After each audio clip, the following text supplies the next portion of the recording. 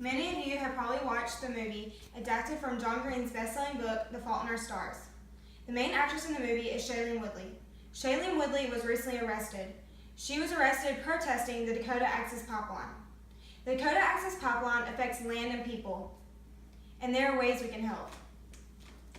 The Dakota Access Pipeline goes through 4 states, including North Dakota, South Dakota, Iowa, and Illinois. The pipeline was originally supposed to begin in Bismarck, but the people in the capital thought it would be too risky considering there could be a leak in the pipeline. So they decided to move the pipeline into Indian Territory. Award-winning urban environmentalist Kathy Allen writes, "A population of over 8,000 people and home of thousands of wildlife, plant, and insect species could suffer disastrous consequences if a leak or spill occurs."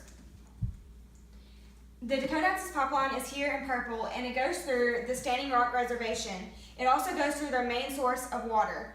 If their main source of water supply is contaminated with a leak, then where will they get their water from?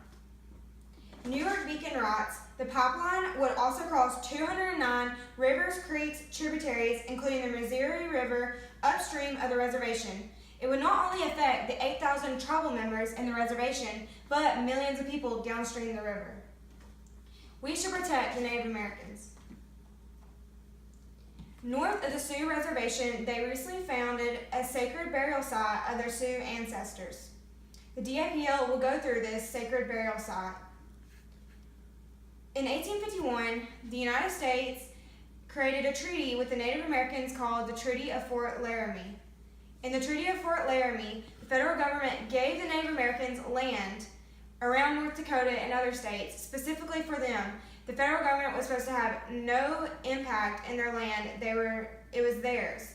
Well, now they're arresting these Native Americans for trespassing when the federal government gave them this land. So now the federal government is violating the treaty, and there is a court battle going on. A federal court judge recently said that the construction could continue after an injunction was put in place, but the Obama administration stepped in and put a halt on the construction around the reservation where the pipeline. But the pipeline construction is still continuing in other places. The Native Americans are not going to stop until they can legally stop the full construction of this pipeline. There is a lot of police brutality also going on. They're using water, spraying them with hoses of water in freezing temperatures. They're using dogs. People have gotten bit, pepper spray. They're also using concussion grenades. One girl from New York City, a 20-year-old activist named Sophia Wilansky, her left arm is now mutilated, and they almost had to have it amputated. So it is pretty bad, even though the media is not covering it. There are ways we can help the Native Americans and the people trying to stop the Dakota Access Pipeline. One way is to call the North Dakota governor, or you could call the White House or the CEOs, executives of the oil companies building the pipeline.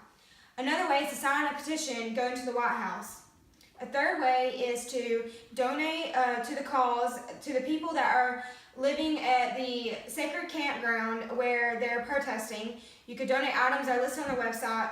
A lot of the things that you can find to help support this movement is online. You can just Google it.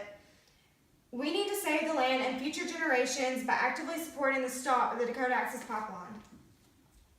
There are also many celebrities showing their support, including Sarah Susan, who is a famous actress, Mark Ruffalo, the Hulk, and Leonardo DiCaprio.